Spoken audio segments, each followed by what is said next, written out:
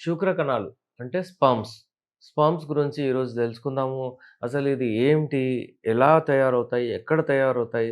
దాని స్ట్రక్చర్ ఏంటి అంతా. ఇప్పుడు మనకు చూసినట్లయితే ఫస్ట్ అండ్ ఫార్‌మోస్ట్ ఈ శూక్ర కణాలు, ఈ స్పర్మ్స్ ఏదైతే ఉంటాయో ఇవి మైక్రోస్కోపిక్ స్ట్రక్చర్స్. అంటే మీ కళ్ళతో మీరు కనబడదు. మీకు మైక్రోస్కోప్‌లోనే చూడాల్సొస్తది. ఇప్పుడు దాని షేప్, దానికి ఒక హెడ్, దానికి ఒక నెక్, ఒక టెయిల్ ఉంటుంది. హెడ్‌లో ఎప్పుడైనా సరే మీకు డీఎన్ఏ ఉంటుంది. ఆ హెడ్‌లో డీఎన్ఏ ఉంటుంది. డీఎన్ఏ అంటే ఏంటి? పర్టిక్యులర్ రేస్‌కి పర్టిక్యులర్ అంటే ఆ డీఎన్ఏ క్యారెక్టర్స్ వస్తాయన్నమాట. ఇన్‌హెరిట్ అవుతాయి అవి. ఆ ఇన్‌హెరిట్ అయ్యే అన్ని క్యారెక్టర్స్ హెడ్‌లో ఉంటుంది. అలాగే టెయిల్ అంటే ఫ్లాజిల్లమ్ అన్నమాట. కిందిది మూవ్‌మెంట్ ఉంది స్విమ్ అవ్వడానికి. ఇదొక టాడ్‌పోల్ లాగా ఉంటుంది. టాడ్‌పోల్ లాగా. టాడ్‌పోల్ అంటే మీరు చూసినట్టయితే మనం చదివాము. సైన్స్ స్టూడెంట్స్ ఉంటే వాళ్ళకి తెలిసుంటుంది. ఈ టాడ్‌పోల్ లార్వా ఏదైతే ఉంటుందో ఇదేముంటుందంటే ఫ్రాగ్ ఏదైతే ఉంటుందో కప్ప, అందులో ఒక larval stage tadpole larva stage ఉంటుంది. మనం నీళ్ళలో పోయి చూస్తే ఫిషెస్ ఉండవు గానీ ఒక టెయిల్ ఉంటుంది. ఇట్లా ఇట్లా ఉంటుంది. అదేంటుంటుంది ఫ్రాగ్స్ ఉంటాయి. అంటే ఆ లార్వల్ స్టేజ్‌లో. అలాగే ఇది గూడా టాడ్‌పోల్ లాగా ఉంటుంది. ఇవెక్కడ తయారవుతాయి? ఇది తెలుసుకోవడం చాలా ఇంపార్టెంట్. ఇది తయారయ్యేది టెస్టిస్ బాల్స్ కింద. అంటే బాల్స్ అంటే మనకు ఇది ఏవైతే బాల్స్ ఉంటాయో టెస్టిక్యులర్ బాల్స్ ఏవైతే ఉంటాయో ఇలా కింద అంటే లెఫ్ట్‌ది ఎప్పుడైనా సరే కిందకుంటుంది. రైట్‌ది ఎప్పుడైనా సరే పైకుంటుంది. ఇట్లా.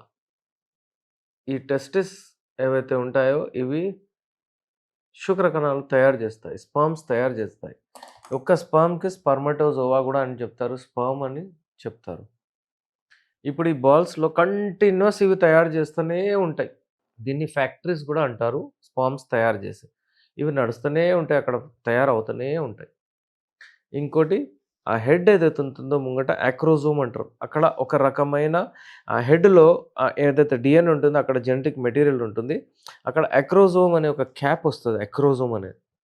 అంటే ఒక స్పెర్మ్ చిన్నదుంటే అక్కడ దానికి అక్రోజోమ్ అనే క్యాప్ ఉంటుంది. ఈ ఈ అక్రోజోమ్ అంటే ఈ క్యాప్ దగ్గర అక్రోజోమ్ అనే ఎంజైమ్ ఉంటుందొకటి. అదేం చేస్తుందంటే అది ఆహ్, ఆ ఎంజైమ్ రిలీజ్ అయిన తర్వాత అంటే ఇవి అక్కడ స్విమ్ అయ్యి వెళ్తాయి. ఎక్కడ ఫర్ ఎగ్జాంపుల్ టెస్టిస్ తయారు చేస్తుంది. ఇవి సెమెన్‌లోకొచ్చేస్తాయి. సెమెన్‌లో ఇంపార్టెంట్ డైట్ ఉంటుంది వాళ్ళకి. అవన్నీ తీసుకొని హెల్తీ అవుతాయి ఆ స్పెర్మ్స్. ఆ శుక్ర కణాలు. మళ్ళీ టెయిల్‌తో స్విమ్ అయ్యి అక్కడ యోనిలోకి వెళ్తాయి. యోనిలో వెళ్ళిన తర్వాత అక్కడ ఎగ్ ఏదైతే ఉంటుందో, ఆ ఎగ్ ఫాస్టెస్ట్ అంటే బ్రిలియంట్ స్పెర్మ్ ఏదైతే ఉంటుందో అక్కడ పోతుంది. అక్కడ ఆహ్, నైక్రోజోమ్ ఏదైతే ఉంటుందో అది రిలీజ్ అవుతుంది. దాని వలన ఏమవుతుందంటే ఆ ఎగ్ షెల్ బ్రేక్ అవుతుంది. ఆ బ్రేక్ అవ్వడం వలన లోపలికి ఇది పోయి ఆ ఎగ్‌తో కలుస్తుంది ఆ స్పెర్మ్స్. ఇదొక సింపుల్ ప్రాసెస్. సో, ఎగ్స్ ఎప్పుడైనా అంటే ఈ శూకరకణాలు ఏవైతే ఉంటాయో టెస్టిస్‌లో తయారవుతాయి. అక్కడి నుంచి సెమెనల్ అంటే అక్కడ వాస్ డిఫరెన్స్ అనే ట్యూబ్స్ ఉంటాయి. అక్కడ సెమెన్ ఉంటుంది. అక్కడ పోయి అంటే తయారవుతాయి. అక్కడ పోయి మంచిగా డైట్ తీసుకొని అక్కడ స్ట్రెంత్ తీసుకుంటాయి. ఎందుకంటే వీళ్ళకు వెళ్ళేదుంటది లోపలికి. స్విమ్ అయ్యేదుంటది. కాంపిటీషన్ ఉంటుందక్కడ. మిలియన్స్‌లో ఒక్కటి పోతుందనమాట.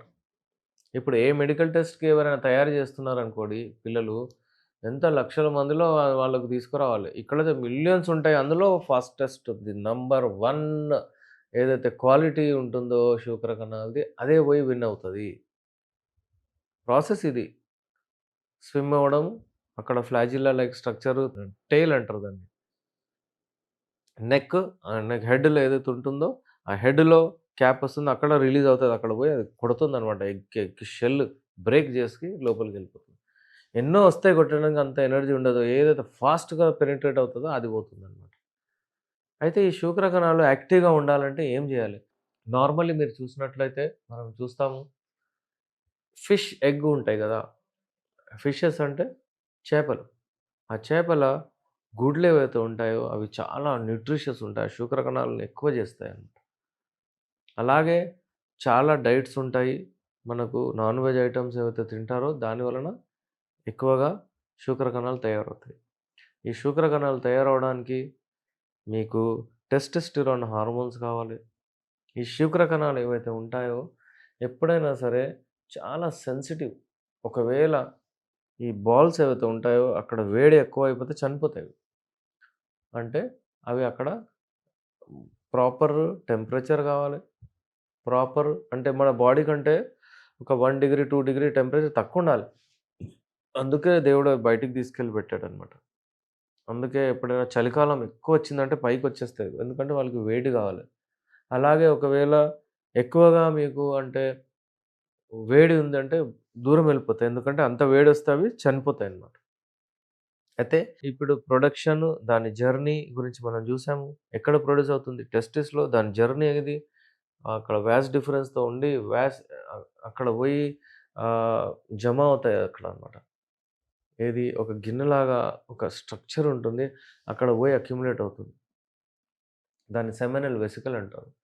అక్కడి నుంచి మళ్ళీ అది ఎరెక్షన్ వచ్చినప్పుడు ఆ ప్రాస్టేట్ గ్లాండ్ ఏదైతే ఉంటుందో అక్కడ అది ఫ్లూయిడ్ సీక్రెట్ చేసి ఈ శూకర కణాలని పంప్ చేసి యోనిలోకి పంపిస్తుంది. అక్కడి నుంచి జర్నీ మళ్ళీ ఫ్లో అయిపోయి వాళ్ళు అవి ఫీమేల్ స్ట్రక్చర్ నుంచి పోయి సీదా వాళ్ళ టార్గెట్ అదైతే ఉంటుంది ఎగ్. ఎగ్ లేకపోతే అక్కడ ఉంటాయి 2, 3 రోజులు అక్కడనే. ఎగ్ రాంగానే అటాక్ చేస్తాయి.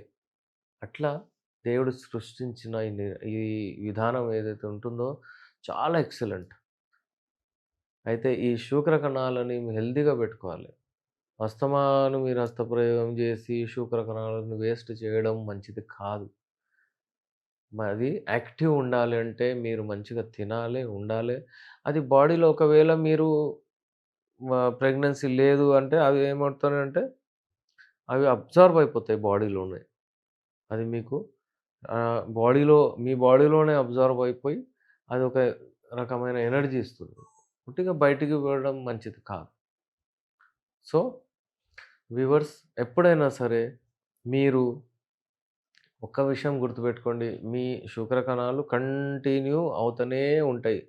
మీరు ఎప్పుడైతే ప్యూబర్టీకి రీచ్ అవుతారో, ఎప్పుడైతే మీరు అంటే ఒక ఏజ్‌కి రీచ్ అవుతారో, అక్కడి నుంచి పెద్దగా అవుతారో, అక్కడి నుంచి ఎప్పుడైతే స్టార్ట్ అవుతాయో ఆ శుక్ర కణాలు, అవి నడుస్తూనే ఉంటాయి. ప్రొడక్షన్ అవుతూనే ఉంటది. ఏం ఫ్యాక్టరీ అంటే అసలు అలిచిపోవు ఆ టెస్టిస్.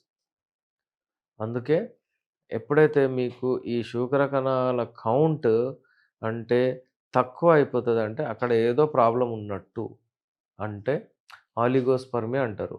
శూకర కణాలు తక్కువైపోతాయి. టెస్టిస్ దగ్గర అక్కడ వేడి ఎక్కువడం వలన వెరికోసీల్ అంటారు. ఈ ప్రాబ్లమ్స్ రావడం వలన అక్కడ అప్పుడు సెమినల్ వెసికల్స్‌లో ఏదన్నా ఇన్ఫెక్షన్ రావడం వలన లేకపోతే డిస్కనెక్షన్ ఆ ట్యూబ్స్ అసలు లేకపోవడం వలన జెనెటికల్లీ ఈ శూకర కణాలు ఉత్పత్తి అవుతాయి గానీ అక్కడ మీకు ఎప్పుడైతే టెస్ట్ చేపిస్తారో అక్కడ నీళ్లు కనిపిస్తాయి. ఎజోస్పెర్మియా అంటారు దాన్ని. అలాగే ఇంకా చాలా ప్రాబ్లమ్స్ ఉంటాయి.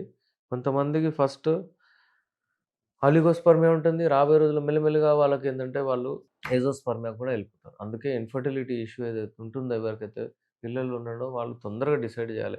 1 ఇయర్‌లో ఒకవేళ మీకు పిల్లలు పుట్టకపోతే ఇమ్మీడియేట్‌లీ మీరు వెళ్లి టెస్టులు చేయించుకొని మీరు చూడాలి. ఏంది అంటే అది కరెక్టా? అంటే ఇది నార్మలా? లేదా? ఎందుకు అట్లా అవుతుంది? ఎందుకు నాకు తక్కువట్లేదని ఫస్ట్ జెంట్స్ వెళ్లి, అబ్బాయిలు వెళ్లి టెస్టులు చేయించాలి. శూకర కణాలు చాలా important part of our life. అవే మీ ముందుకు మీ వంశాన్ని ముందుకు తీసుకెళ్తాయి. అందుకే అవి హెల్త్ ఉన్నట్టు మీరు చూసుకోవాలి. శూకర కణాల గురించి ఇంకా డీటెయిల్‌గా మరి తర్వాత చేస్తుందాం మనము. ఇదైతే మీకు అర్థమైంది కదా! శూకర కణాలు ఎక్కడ ప్రొడక్షన్ అవుతాయి? దాని జర్నీ ఎక్కడి నుంచి ఎక్కడి వరకు పోతది? అది ఎలా అవుతాయి? అది ఉండడం వలన ఎలా గుడ్డుకు అది పోయి కలుస్తుంది? శూకర కణాలు ఎప్పుడు తక్కువవుతాయి? శూకర కణాలు తక్కువవ్వడం వలన గూడా ప్రెగ్నెన్సీ ఉండదు. శూకర కణాల్లో మొటిలిటీ గూడా ఉండాలె. మొటిలిటీ అంటే అవి చాలా ఫాస్ట్ మూవ్ అవ్వాలి. చాలా మటుకు మొటిలిటీ లేకపోవడం వలన గూడా శూకర కణాలు అంటే మూవ్‌మెంట్ లేకపోవడం వలన ప్రెగ్నెన్సీ కన్సీవ్ అవ్వదు. శూకర కణాలు అక్కడి వరకు అసలు ఎళ్ళలేవు. ఆ ఫ్లాజిల్లాలో ఆ టెయిల్‌లో ఆ దమ్ ఉండదు. అది మూవ్‌మెంట్ ముందుకు వెళ్ళలేవు అవి. అందుకే ఆ మోటిలిటీని పెంచే మెడిసిన్స్ యునానీలో మన దగ్గర ఉంటాయి. హల్వా రూపంలో, టాబ్లెట్ రూపంలో, క్యాప్సూల్ రూపంలో 100% మనకు రిజల్ట్స్ వస్తాయి. మోటిలిటీ పెరగడానికి అవి దా అంటే అప్పుడప్పుడు అబ్నార్మల్ ఉంటాయి. ఒక చిన్నగా హెడ్ తిన్నగా అది ఉంటుంటాయి. అవన్నీ సరిగయ్యేటట్టు మన యునాని మెడిసిన్స్ ఉంటాయి. సో, ఇంకా మరిన్ని అప్డేట్స్‌తో మనము ఇంకా మంచి మంచి వీడియోస్ చేద్దాము. నేను మీ doctor S A Rehman, MD Unani, Nampally, Hyderabad నుంచి. అపాయింట్‌మెంట్ కొరకు స్క్రీన్ పైన మా నంబర్ ఉంది. కాల్ చేయండి. అపాయింట్‌మెంట్ తీసుకోండి. Thank you.